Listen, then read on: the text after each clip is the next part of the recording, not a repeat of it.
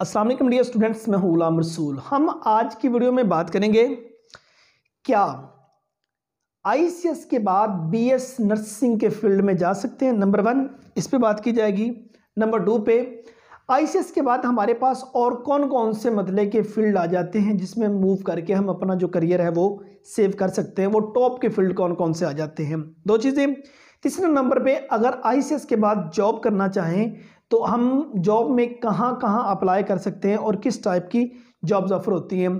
Fourth number पे ICS अगर करना चाहें तो आईसीएस के कितने कम्बिनेशन हैं और कौन सा कम्बिनेशन जो है वो ज़्यादा बेहतर रहेगा। स्टूडेंट्स, आपका पहला सवाल था क्या आईसीएस के बाद बीएस नर्सिंग में एडमिशन ले सकते हैं, तो इसका आंसर होगा आप आईसीएस के बाद बीएस नर्सिंग में एडमिशन नहीं ले सकते।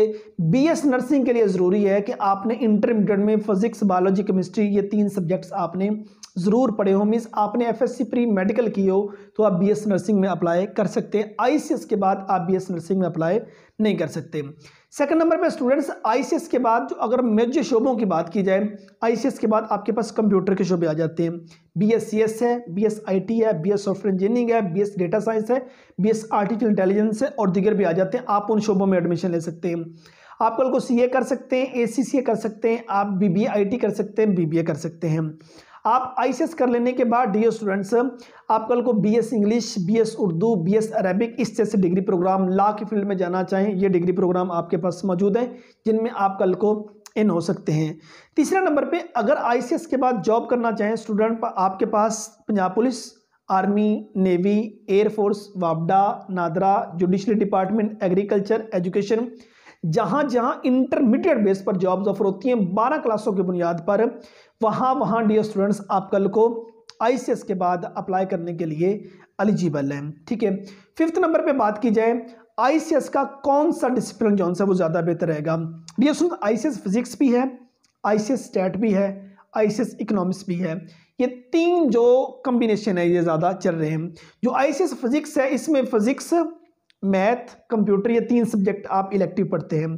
जो आईसीएस स्टैट है उसमें मैथ, स्टैट और कंप्यूटर आप पढ़ते हैं। जो आईसीएस इकोनॉमिक्स है उसमें डियर स्टूडेंट्स आप इकोनॉमिक्स, मैथ और कंप्यूटर ये 3 सब्जेक्ट पढ़ते हैं।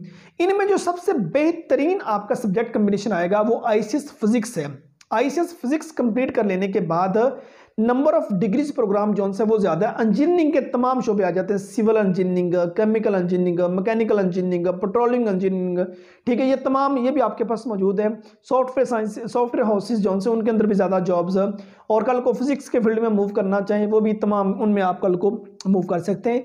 इन तमाम कम्बिनेशन में जो फिजिक्स का कम्बिनेशन है वो स्टूडेंट्स ज़्यादा बेहतर रहेगा। सो ये हमारी आज की वीडियो थी जिसमें 3-4 बातें जो सी हैं वो डिस्कस की गई। आईसीएस के बाद बीएस नर्सिंग का फील्ड नहीं है, और दूसरे नंबर पे आईसीएस के बाद फील्ड आपको डिस्कस किए, आईसीएस के बाद जॉब्स के बारे में आपको डिस्कस किया, और आईसीएस के बाद आपको बताया कि कौन सा कम्बिनेशन आपके लिए, कितने कम्बिनेशन होते हैं, और उसके बाद आपको बताया कौन सा कम्बिनेशन आपके लिए ज़्यादा बेहतर है। उम्मीद करता हूँ कि आज की वीडियो आप स्टूडेंट को अच्छी लगी होगी। नेक्स्ट वीडियो में मिलते हैं। अपना बहुत सारा ख्याल रखिएगा। फी अमानिल्लाह।